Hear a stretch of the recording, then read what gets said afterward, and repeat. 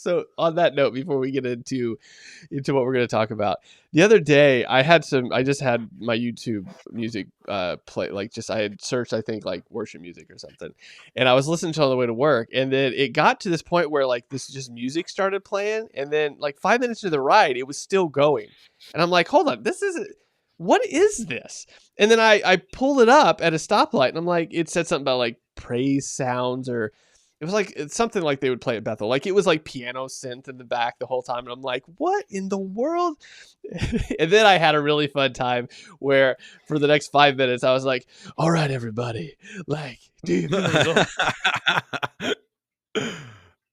So I had my own little mock-up moment where I was like, the piano synth really brings the Holy Spirit. I can tell you, like without it, is he even there? Yeah.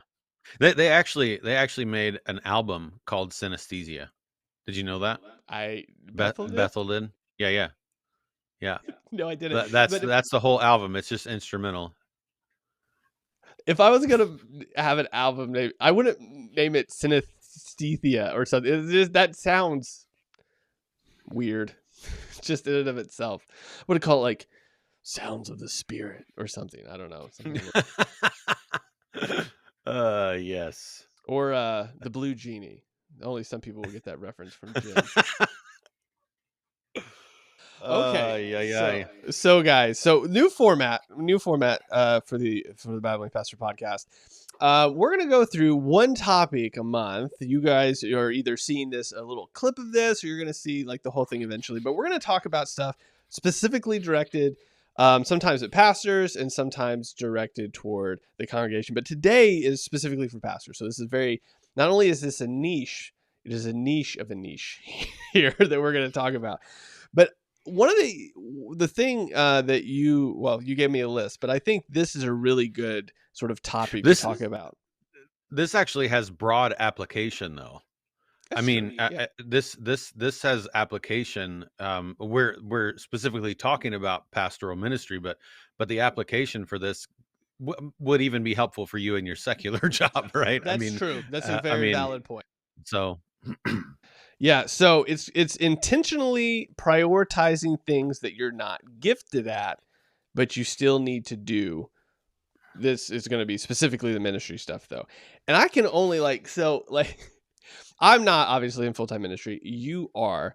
But even thinking about that, when I'm thinking about like preparing for a sermon or stuff, it's very easy for me just in that specific thing that I do to lean on what I'm super familiar with, what I'm really good at, and not go off a course on that. And I can only imagine, especially with, as just a pastor with all the aspects there, it would be really easy to be like, well, I'm good at preaching, and I'm good at, maybe greeting people, but this whole visiting the sick thing, I'm not real comfortable with, or this like leading a smaller group. I'd be interested just to pick your brain on this. Obviously, you've been in the pastorate for, what is it now? 2, 3? Since I became full-time at the most wonderful point in all of American history, April of 2020. Nice. What better time? Yeah. Right. To get in. So they're like, hey, by the way, you're a pastor. You can't meet any of your people. Yeah, I still give the pastor that retired then, I still give him grief sometimes because he threw me into the deep end. Absolutely, for sure. So, but then, God did that. So it is what it is. I can't get super mad. Right. Yeah. It worked out. Yeah. It's hey, by the way, Rob, I'm going to retire. And I know like what literally just happened is going to make this more difficult, but I'm out. So see you later. So as that, right. So that's 2 years essentially. Of what, it has been 2 years. So within that 2 years, right, there's things that talk about maybe really quick what you were like, oh, I got this for sure. Like, I don't got to worry about this or this. And then maybe the part where you were like, oh, but crap, I got to do this other stuff too. And I'm not super comfortable with it. Yeah. So I think probably the big one for me is I am This actually might surprise you even, because when we hung out a lot back in the day, like for those of you who don't know, we live in separate places in the nation. Like we're not Yeah. having dinner tonight, and so um, when we hung out like back in the day, this was not true of me. But I have become uh, very introverted Yeah, as that's not the Rob of the childhood. No. right. Yeah, exactly. I've become really introverted, and to the point that like I could actually just sit here, and see this chair behind me. That's my little reading corner, right? So I could just sit there and and live there until I go home every Real day. quick, I do need to tell this story because I tell people this story a lot. This is the Rob that literally would go around with a notebook and like do an autograph and rip it off and hand it to total strangers and say, "This is gonna be worth something. This is gonna be worth something someday." Oh man, I what and what a disappointment for them that has been. I'm still holding on to the paper. Be like, no, bro told me that this is gonna be a famous basketball player and this is gonna be worth it. I'm gonna step out in faith here and just keep this and pin it on my wall. Yeah, Yeah, my vision board. Yeah. Anyway, that was yeah. Rob back then. So yeah, I appreciate you bringing that up, because now every time I'm feeling bad about myself, I can go, you know what? I used to be a lot dumber. So, um, but for me though, that complicates things, obviously, right? Like whenever I'm preaching, I feel that and others around me uh see that is really a gift. So that comes pretty naturally. Um and this kind of thing, technology, this kind of thing is easy, comes easy for me. But Sunday, other than preaching, I kind of force myself to do the other stuff. And it's not out of just obligation because that's the job description. It is out of a sincere love for the people here, right? So and that's important. um uh because you're just because you struggle with something doesn't mean that like in that situation, it doesn't mean that I don't want to spend 45 minutes after church interacting and having conversation with people because I don't actually like them. Right?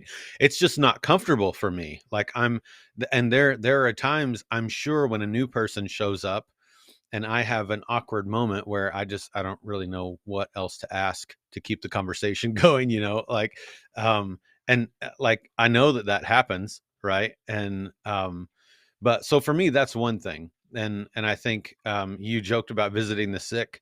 That's something that I've grown in some, but that's also not natural. Visiting, being with people, um, it's is not particularly if it's someone that I don't know super well, right?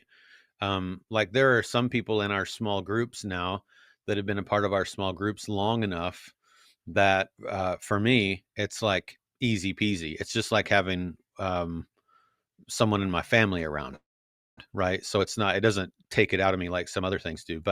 Um but if I'm just being really honest, like it takes um it Sunday wears me out, and part of it isn't just preaching.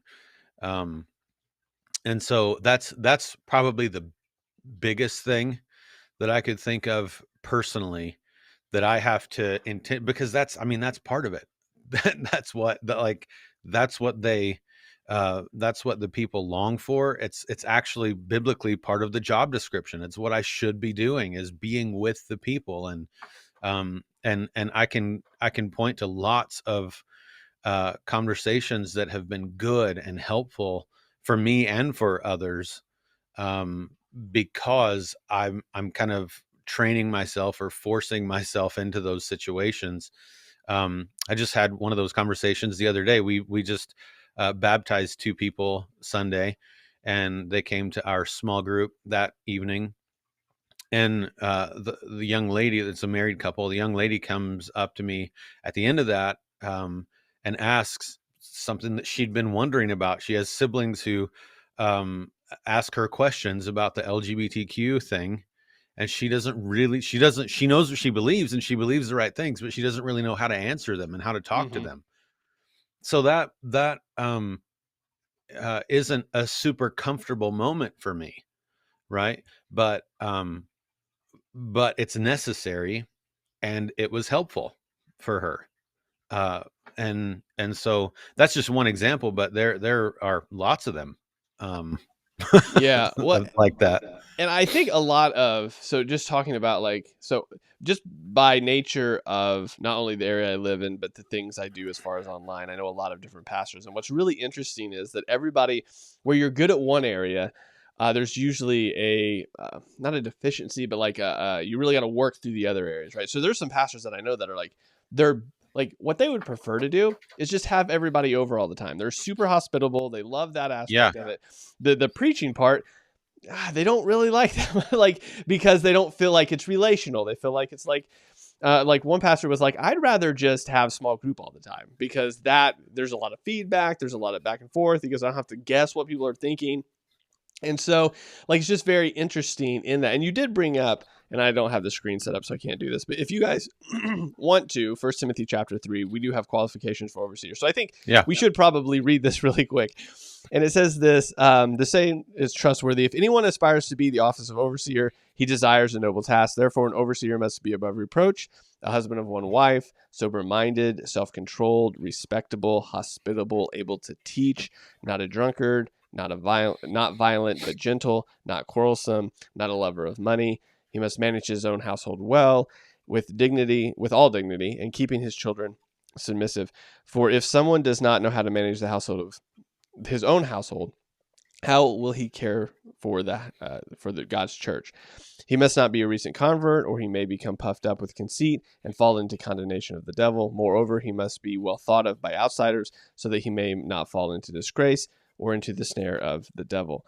And what's really interesting in that is you have so many different things. So there's guys that I know that are like naturally, I don't know if naturally quarrelsome would necessarily be the right term, but like, they're not like, they're very like, in your face, sort of like if you say something, they're not intentionally trying to be like, they don't want to fight with you, but they just want to push back a lot. And so there's some guys that I know that have to like really be like, like, I've got to chill for a second. Like, and so I think as a pastor, and like you said, I think we can probably bring application in this a little later as we're talking for everybody. But as a pastor, it's one of those things where I think being, and this is where I would say, I'm not saying that like people that are younger out of college, for example, like right out of university, maybe right out of seminary, like I think it's that point in time where it's so important to have mentors in the faith, people older than you, people that have been through it a little bit longer. It's sort of a Titus II sort of concept, that are able to speak and be like, hey, these are the areas that you're really good at, and these are the areas that maybe you need to like push yourself at a little bit, because most of the time we're not like real apt to push ourselves in the areas that we don't think we're strong at, because one, we're probably insecure in them anyway, because we know we're not good at them. And two, we'd much rather focus on the things we're really good at. And so the gentleman that I talked to about the one that would rather have small groups than preach, like he really has to push himself to say, okay, I need to sit down, I need to do this outline, I need to make sure. But one of the things that I really admire in that situation is that he takes what he's good at, like the small group sort of situation, and tries to meld that into the sermon. So that's the discussion we had. It was a matter of like, hey, you're really good at saying, okay, well, what are they probably thinking about? Or what are the questions, now that you've done this forever, that you know they're probably going to ask? And then you can sort of put that and make that part of your sermon. And so it has that feel, but obviously it's not quite that. Obviously, they're not going to, unless you're in a Quaker congregation, they're not giving you feedback during your sermon. And so it's that, what am I good at? What am I bad at? And how can I sort of mesh those together a little bit?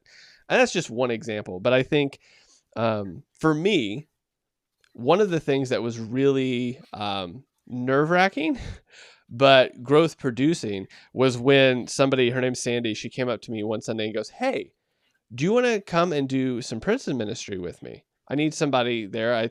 She wasn't feeling super confident that she was communicating the scripture well enough, and she wanted somebody to come with her. And she's like, "Hey, if you could, come with me every Tuesday, da da da da." And that was, again, you guys only watch videos, so you only know so much about me. That's nerve-wracking to me for a couple different reasons. One, I don't like the idea of being locked in a room for a very long time with people I don't know. Like, it's just not super comforting to me.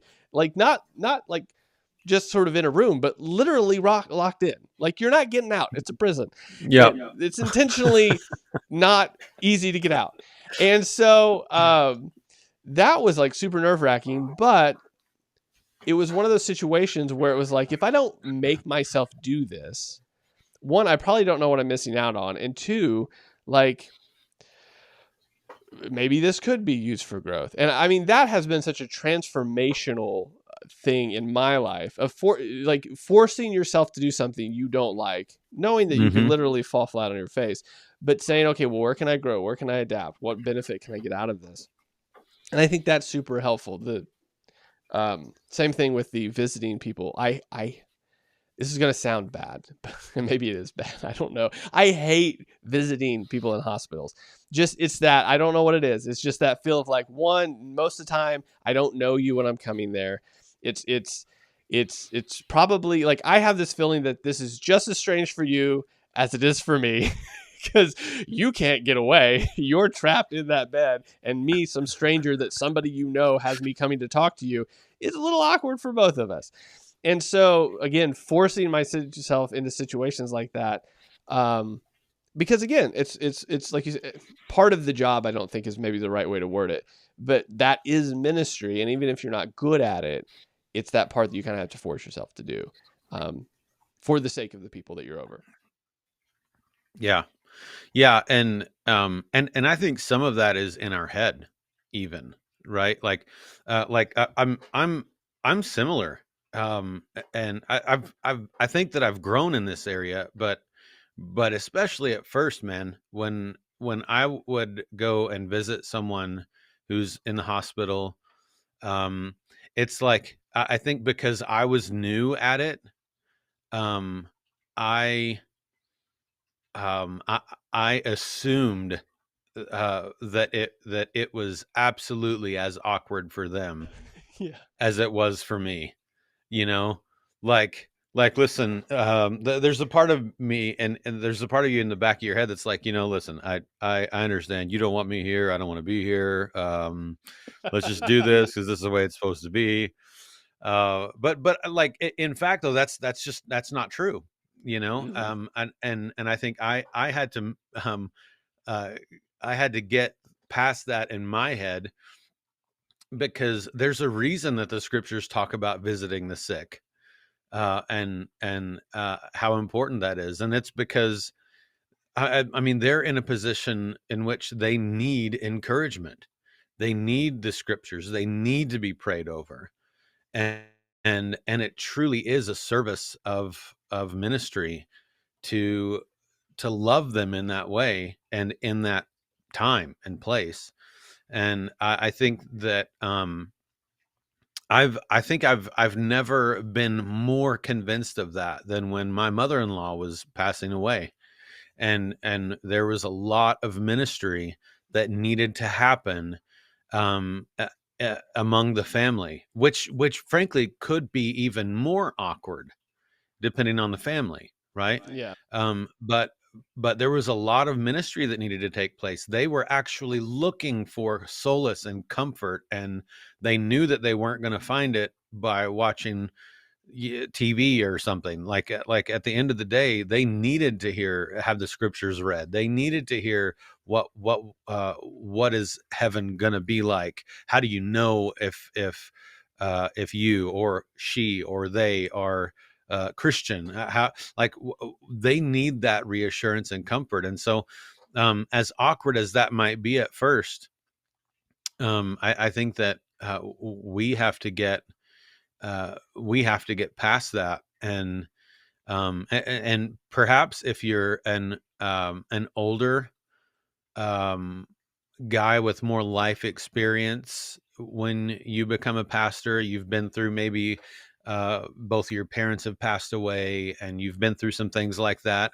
Maybe you go into that already knowing, right? And so maybe that becomes not a thing in your ministry that's as difficult, right?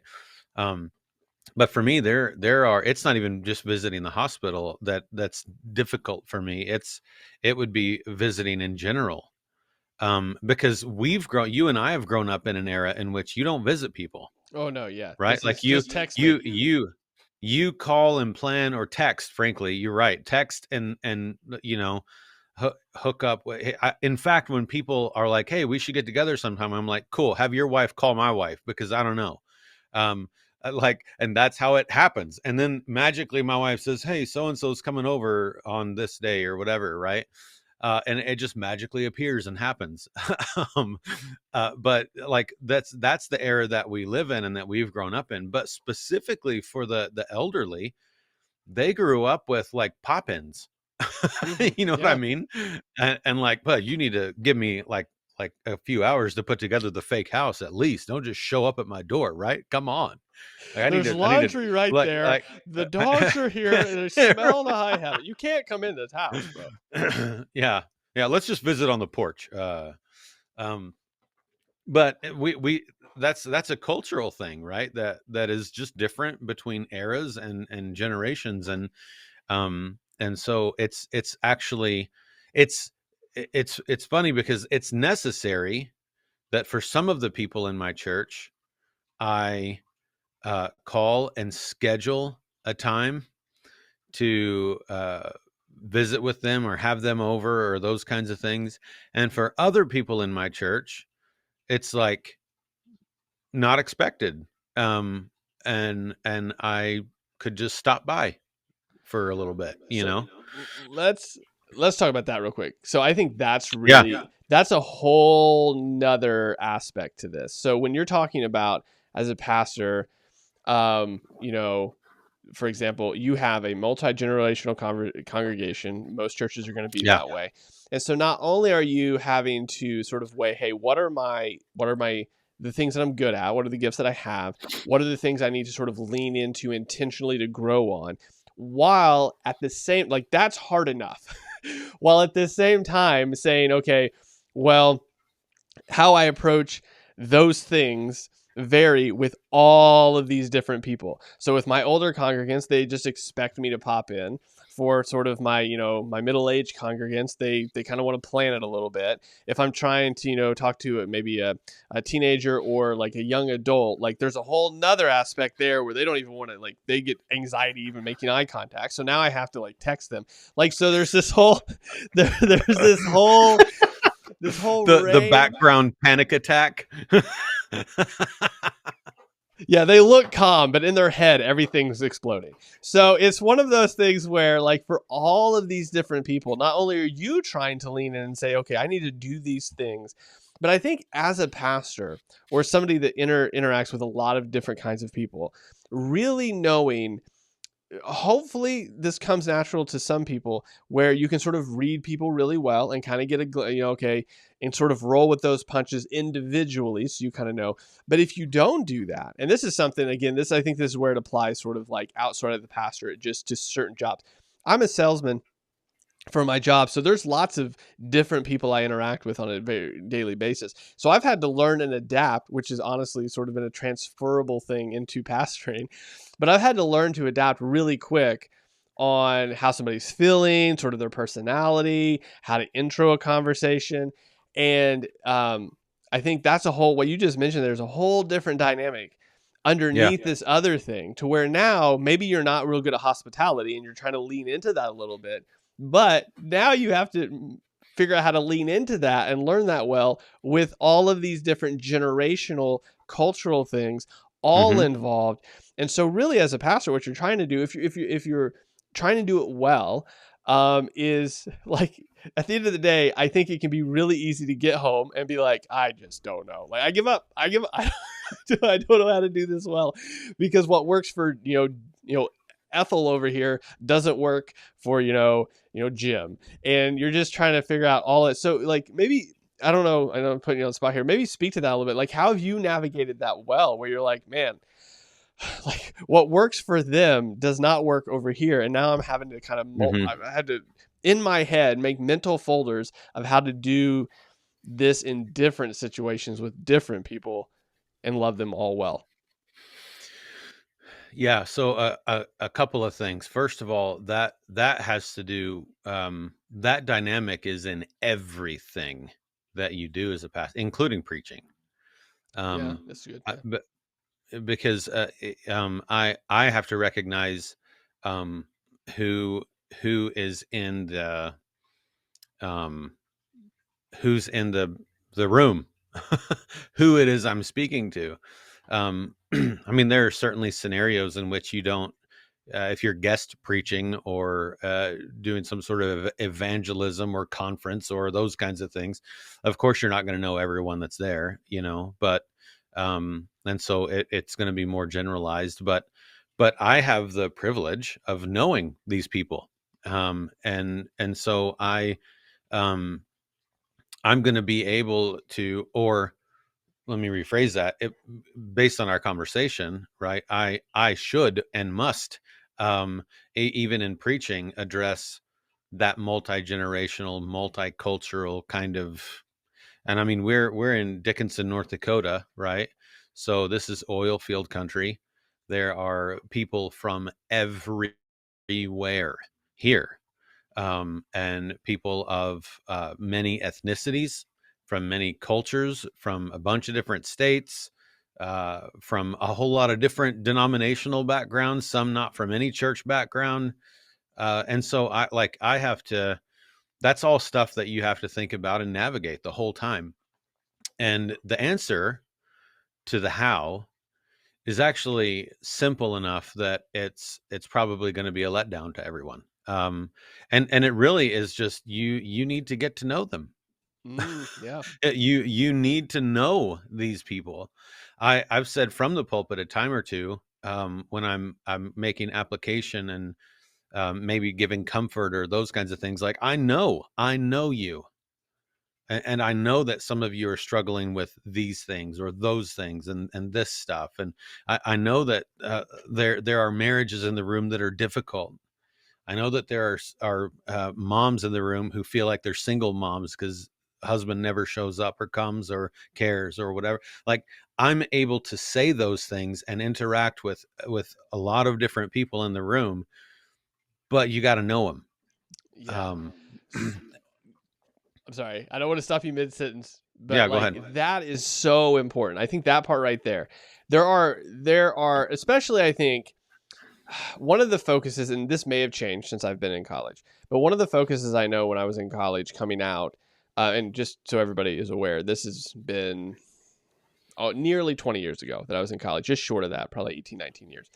And so there wasn't a lot, or at least a lot that I remember, of classes on like, hey, being a pastor is far more than knowing the right theology, being able to preach well, being able to organize a business, like an organization, right? Like, those are the things I remember them teaching a lot. Like, homiletics is important. Knowing the right theology is important. Being able to communicate, that's important. But one of the things that really isn't focused on a lot, and what they tried, at least at the time that I remember, they tried to sort of do that, was like, hey, go be an intern somewhere. That's not really super, I mean, that's I guess at least a start. But the idea is what you're talking about here. This relational aspect of it is so important. I mean, like I said, so I go around a lot of different places, talk to a lot of different people.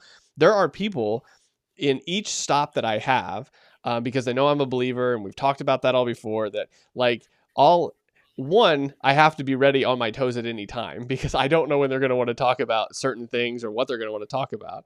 But secondly, I've got to know them well enough to know how to sort of enter that conversation. Like, what do you know about Christianity? What don't you know about Christianity? Like, where do you stand on certain things? And I think as a pastor, obviously that goes a whole nother layer deeper, where knowing what they're going through, and you're not just preaching to them. You're preaching into their situations. You're not just giving general ideas of, hey, this will probably work for you. But again, knowing how their marriages are going, know how their relationship with their kids are, knowing if someone's dealt with, this depression or a situation, that knowing them helps you not only take advantages of your strengths as an individual, but know where maybe you do need to press in. Like, so for example, somebody we have over here as far as like being sober-minded or being hospitable or being gentle, right? There's certain people. So I'll bring up the guy that I talked about before, that he's not trying to argue with people. He just likes pushing back a lot because that's kind of how he processes things. When we've had conversations, has really had to work on the gentle part of being like just listening, just being able to listen to people and what they're going through and not automatically come back at them, because that's just his personality. And I think when you know people, right? So you probably have them too. There's people at our church, little old ladies that just want to unload on you because they're widowers. They don't have a lot of people to talk to, and they will talk your ear off forever if you let them, because they don't have anybody to talk to. And knowing as a pastor, obviously there's boundaries and time settings and all of that, but knowing when to just be like, all right, go for it. I got 15 minutes. Just let them go for it. But you know when you're able to do that, and that they need that because you know them. And I think that relational aspect is so neglected sometimes. Not to get off on a tangent here, but I've had to do some background research on Charles Stanley because of a video I'm doing on Andy Stanley. And, people feel all different kinds of ways about Charles Stanley, apparently. But one of the things that keep coming up is that, like, he was very relational with people. And so through a lot of the situations, apparently, in his life that he was going through, that was very helpful in regards to sort of how he pastored, was knowing people, being very relational with them. And not only individually, again, I watched my first full Charles Stanley sermon like 2 weeks ago when I did a review on him. So it's not like I'm an expert, but all of the feedback I got was that a lot of people that have watched him forever, apparently like my grandma used to, was that you could feel that relational sort of bent that he had, even when you didn't know him, even when it was coming through a television. And so I think as a pastor, that's such a key point, is that you have to know your people. Like, you can't just be like, I'm the pastor of whatever church. No, you're the pastor of these people. And do you know them? And can you speak into these situations? And really the cool thing about this, and maybe you might be able to give a little bit more insight on this, but they're actually going to maybe sometimes going to directly point out to you, but I think more in indirect ways, you're going to see sort of your strength and weaknesses through them as far as how you interact with them, and then be able to sort of grow in them depending on kind of, again, the multiple varieties of people you interact with. Yeah. I mean, I think it might, for the listener, seem like we've gone off completely off topic, but we actually haven't, because the whole premise of the conversation has been about doing things intentionally that you're not good at naturally, or that you find difficult naturally. And I think neither of us would be able to have the conversation go where it has gone up to right now without having forced ourselves into these positions to know the things that we're talking about.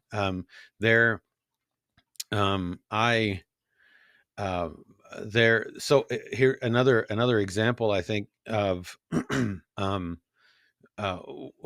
this relational thing and longing. So Proverbs 1:5 says, "Let the wise hear and increase in learning, and the one who understands obtain guidance." And the scriptures often talk about continuing to learn.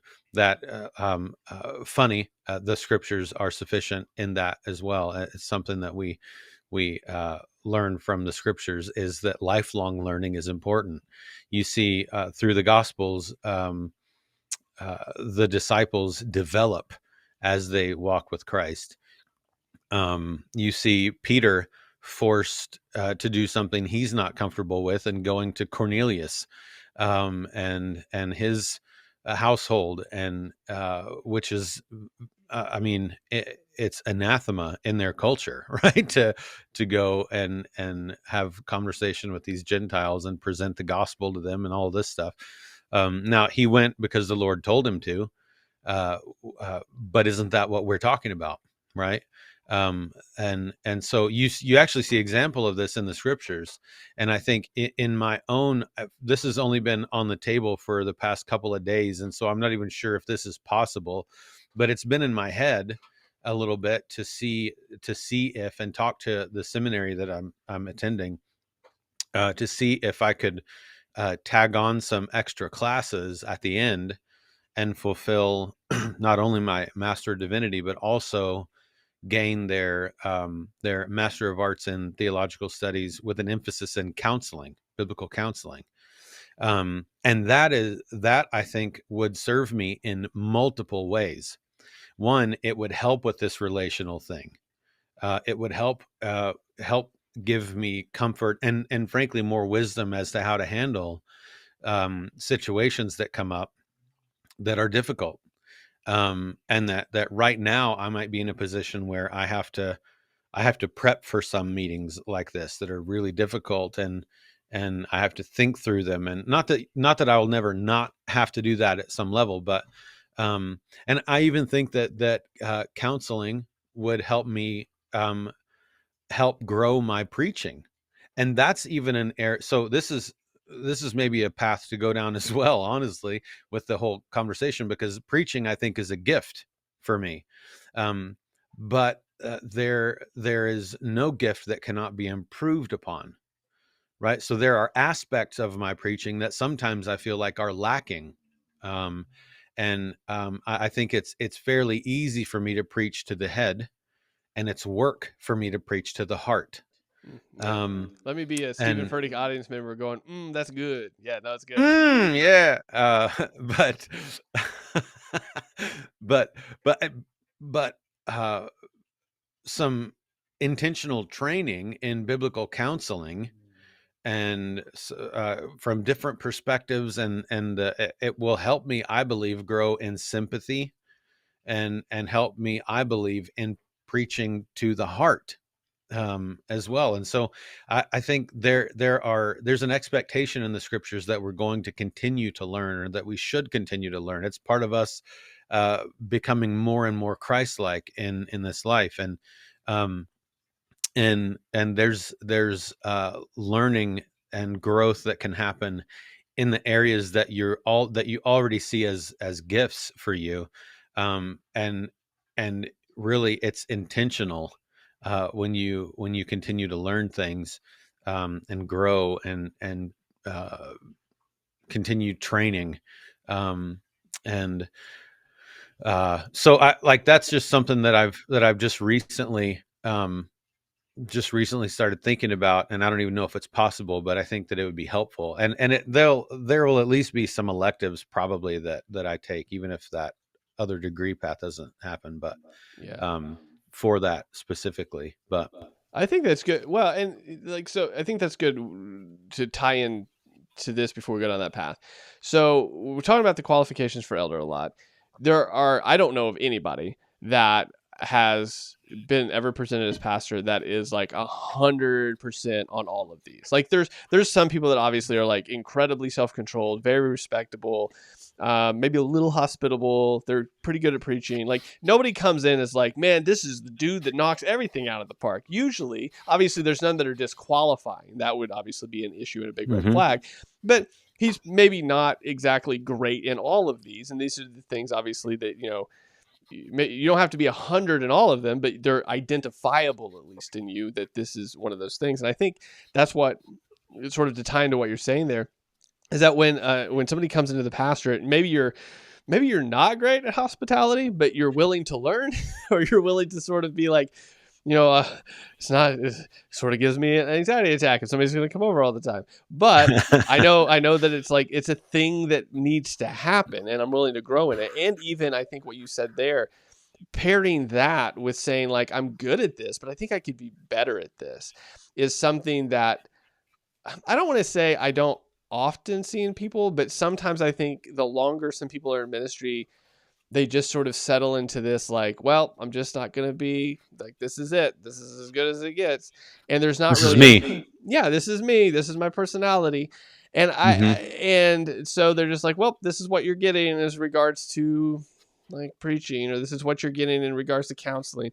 And there are some like to give a little bit of grace here. I think there are some things that you can pivot to somebody that is incredibly gifted in that area and say they're going to do this better. But I think that shouldn't be a cop out for you not growing in an area. So maybe you're not the best. I mean, we'll go with counseling, right? So maybe you're not the best counselor, and somebody over here is. And it's great to refer them. But if you recognize that, like you just said, if you recognize that, why not try to get better? Not to outdo this person that you already send people to, but to say like, well, this is obviously an area that I'm not real good at. And because I'm not really good at it, maybe I could get at least better at it. Maybe so I don't have to shove everybody this direction and only some people that direction. That's the same thing with, I mean, even in preaching, like you're talking about, there's two things that you said, or one thing that you said there that I think was really important, and then I want to tack on something, is that so often our preaching comes from our personality. And so sometimes it's really easy to get in a flow because we think of things in a certain way, and then we process and preach it that way, and we miss a good portion of the congregation because they don't do it that way. I'm very, very similar to what you said. Like, I'm very much like, here's the information, here it is, understandably, now apply it. But there's people out there that are much more like, I'm not by nature, and this is something I have to force myself into a lot. And luckily I have a wife and a daughter that are opposite me at this. So I'm like, oftentimes have to process through it a lot more than I would normally if I was just some single dude somewhere. But like, I'm not naturally empathetic. I'm just not. I'm like, here's the facts. Do that. Yep. I don't know why it's a problem for you. And so, because that's how I process things. And so what's helpful is that, to remember that, like, when I'm preaching, that's great for maybe half of the congregation.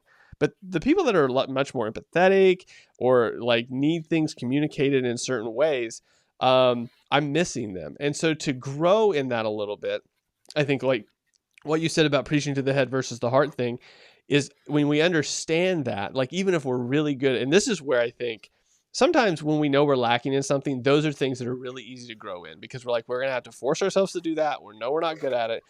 But in the case of something we're really good at, we don't like, oftentimes we don't want to get better at it because we're already good at it. We're scared to try new things. I remember I can preach from the New Testament fairly easily. Preaching from the Old Testament, like the Psalms or the Proverbs, is like something I had to force myself to do. I wasn't super comfortable with it because, again, Proverbs or wisdom literature, Psalms aren't like didactically out like a New Testament epistle would be. And so those things were a little bit more difficult. And so forcing yourself into it and being like, I might really fail at this, but doing it in such a way for the benefit of obviously your growth, but so that you can connect to those other people in the congregation as well. Anybody that watches the sermon reviews know I'm not a huge fan of illustrations, but I understand that they are beneficial for some people as long as they're kept, I think, within parameters that are reasonable. But that's one of the things too, is that there's some people that need those. There's some people out in the congregation that need that to be communicated a certain way. And so saying like, I'm really good at this, but I could grow at it, I think is something that a lot of people don't push themselves at because they're already good at X, Y, or Z. So why even try to get better at it? But when we realize, especially as pastors, like there's some people that I'm missing out here because I am just talking to the head and not the heart. Yeah. And being able to communicate that, I think that's a great insight that you brought up there. Yeah. And I mean, I think that it tends to just be, it's not as though I think we do that intentionally overlook necessarily, because I think it's just a blind spot because we figure, I'm God's gifted me here. I need to focus on this. Right. And while that's not wrong, it's not necessarily complete. So this is a topic I think that that has a lot to help us with, honestly. And I think one of the things that you run into at times is a church that has the budget to have multiple pastors. So, and I'll use me as an illustration. If we were to hire someone, it may be tempting to pick someone to do the things that I'm not good at, so I won't have to. You know what I mean? Like Yeah, for sure. that Yeah. might be a real situation. And in That's fact, why there there are are specifically teaching pastors. Like that is your job. yeah, yep, yeah, and teaching pastors, pastors of visitation. I mean, some people that they thrive off of that. It really lifts them up. They're encouraged by those visits, and they live off of it. But don't ask me to preach all the time, right? And for those guys, they would fit into that pastor of visitation kind of thing. Now, I'm not going to say that it's bad to do those things as a church, but it is something that we should, I think, proceed with intentionality and caution, even so that this guy is still learning to preach the word, and this guy is still learning to visit and be relational and know the people.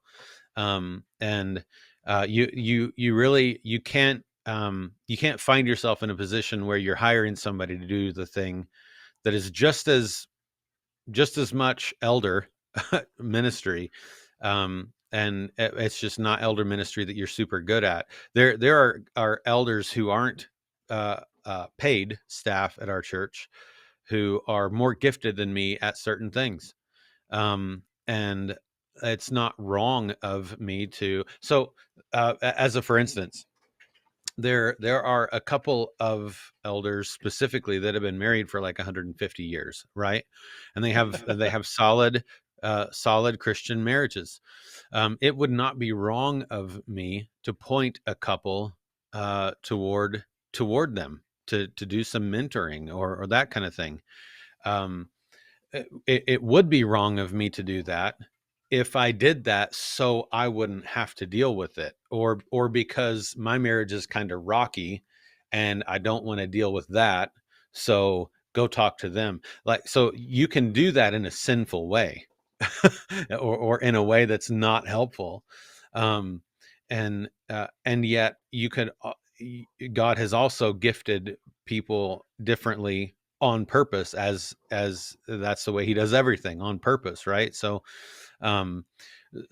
he's blessed Irv and Marty with a wonderful marriage for a lot of years. They just celebrated their 50th a couple weeks ago, and it's been a blessing to have them, and him as an elder, and so if I have people who are trying to wade through financial ruin or anything like that they have brought upon themselves or whatever, I'm going to be able to offer them some biblical principles and stuff, but Irv is going to be able to offer them lots of experience and lots of wisdom that I just don't have yet. And the same way with marital things, like I can talk about Donna and I can talk about biblical principles, but if you want somebody who's been married for 50 years and who really loves one another and who I think is a good picture for the body to look at, I can give you his number or call him and set up a meet or whatever. And so it's not bad to utilize those things, but it is bad for me to do it so I don't have to grow. Yeah, or because I don't want to grow. Well, I think what was the distinguishing thing that's really coming out with what you just said, I think, is the difference between a corporate mentality and a difference between a Titus II mentality. Is that so? Titus II is all about making sure that you're passing down this information, that you're growing. There's this whole waterfall of generational growth and knowledge being passed down along the way naturally in the church, and how discipleship and mentorship happens, versus a corporate mentality, which is very much what you described at the beginning. Like, I'm not good at this, you are. I'm hiring you to do this very specific thing.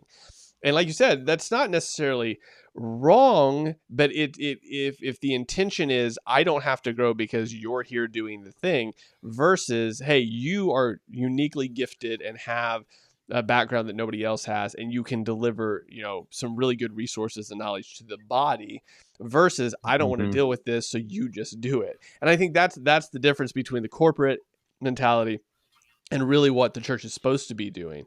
And whenever you have churches that get a little too corporatized, I think that's where you have a teaching pastor that literally doesn't know his people, because the communications pastor does all that, or the small groups pastor is the one that covers all that.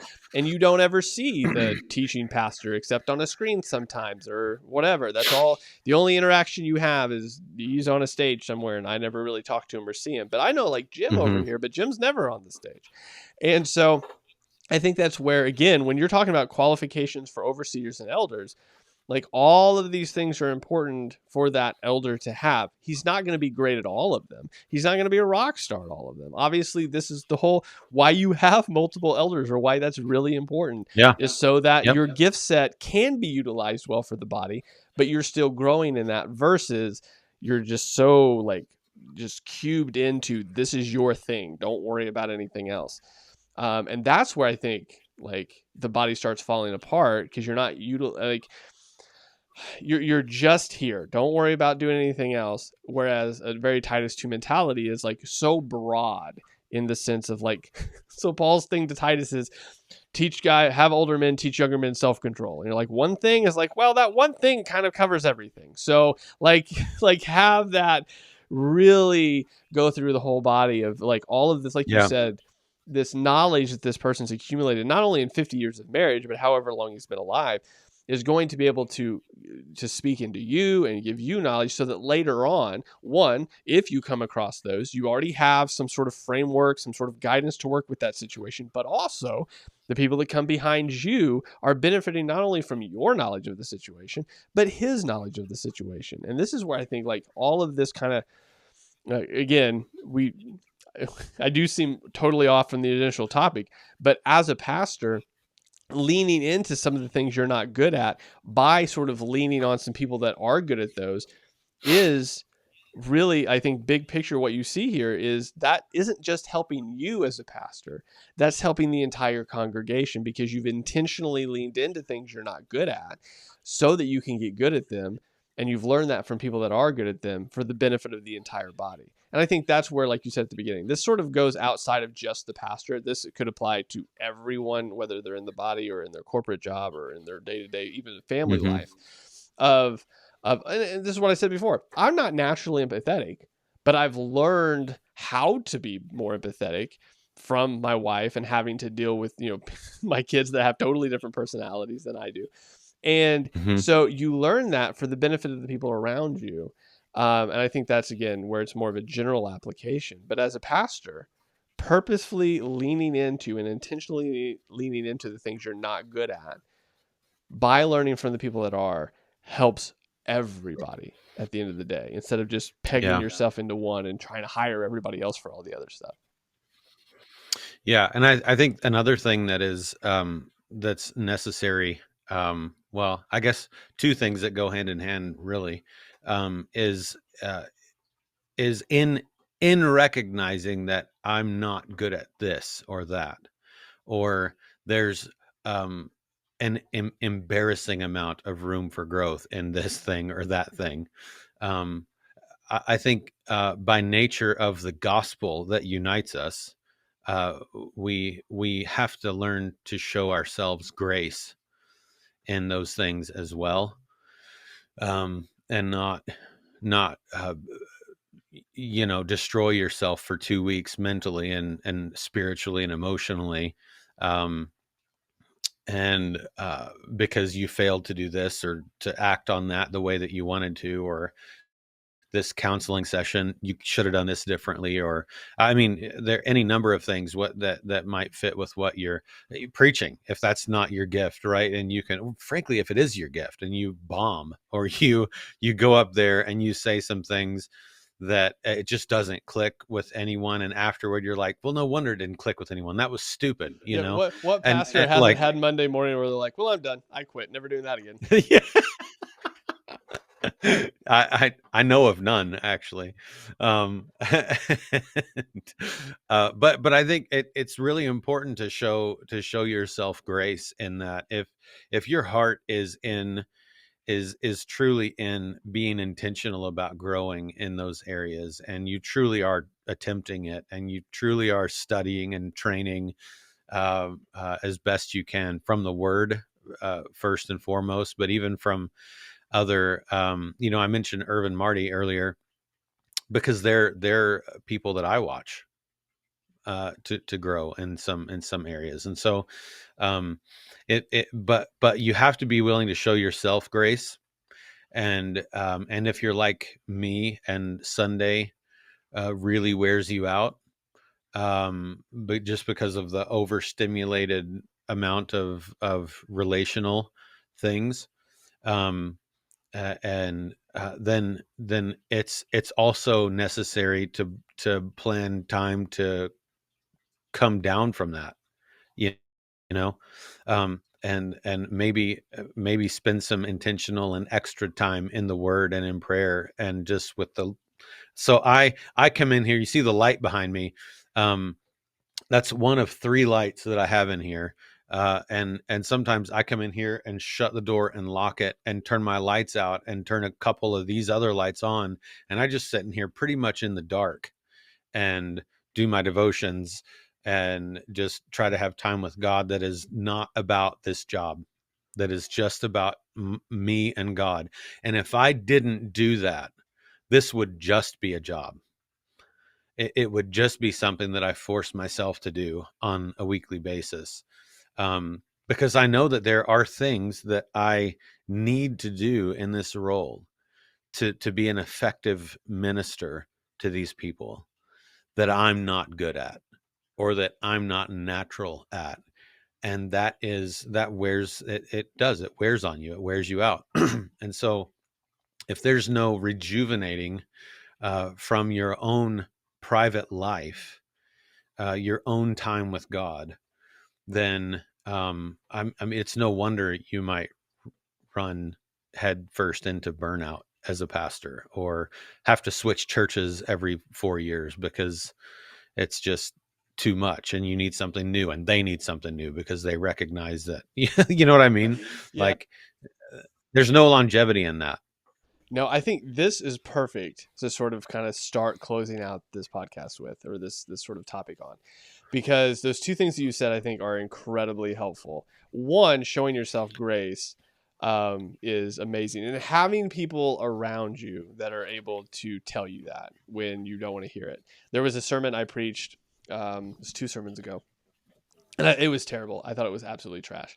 And my pastor texted me and he was like, hey, great job. And I texted back and I was like, no, it was terrible. It was absolutely the worst sermon ever. I said, I don't think I got any of like the points across that I wanted to. And what he said was really helpful. He goes like, even if it was as bad as you think it is, somebody got something from that you don't even know. And so Yeah. one, it wasn't as bad as you think it is, but even if it was as bad as you thought it was, God's going to use even that to do what he needs to do. And so I think, one, it was nice that he kind of dueled that a little bit, where it's like, it wasn't, but even if it was, it's still not the end of the world. Learn from it and get better from it and do better next time. And I think sometimes we really need to remind ourselves of that. Like, one, like you said, we're probably in our heads making it way worse than it was. That counseling session was not a dumpster fire like you thought it was. That sermon wasn't as terrible as you thought it was. But even if it was that bad, show yourself some grace, learn from it, don't dwell in it, and just do better. What was terrible? Fine. Fix that for next time. Learn from the thing that you think was so bad and do it different next time. Learn from it. Don't dwell in it and just completely bury yourself in depression on it, because you can't change it. There's nothing you can do to go back in time to change it, so just do better next time on it. And secondly, I think that ties into what you said on that burnout piece. Not only, I think, obviously, there's a huge issue with pastors and burnout. I think primarily because a lot of pastors don't do what you just talked about and say, like, I just need my Bible time. Like, that doesn't have anything to do with sermon prep, doesn't have anything to do with prepping for a counseling session, doesn't have anything to do with prepping for this thing that a verse somebody needs to hear about and I need to study on it. Just me reading the Bible, like that, being in prayer just for you. And I think that part is where, if you don't do that, it can become I checked the boxes for this week. I've done the thing I had to do. I'm going to go home and I'm just going to shut my brain off because that's all I have left. And I think for pastors, obviously that's a huge issue. But secondly, I think for Christians, sometimes that can be a thing too, to where it becomes I have to do this and not I get to do this or I want to do this. And so for pastors, I think, one, it can lead to burnout and a whole, again, if a pastor burns out, that affects the whole church. But even for believers, Yep.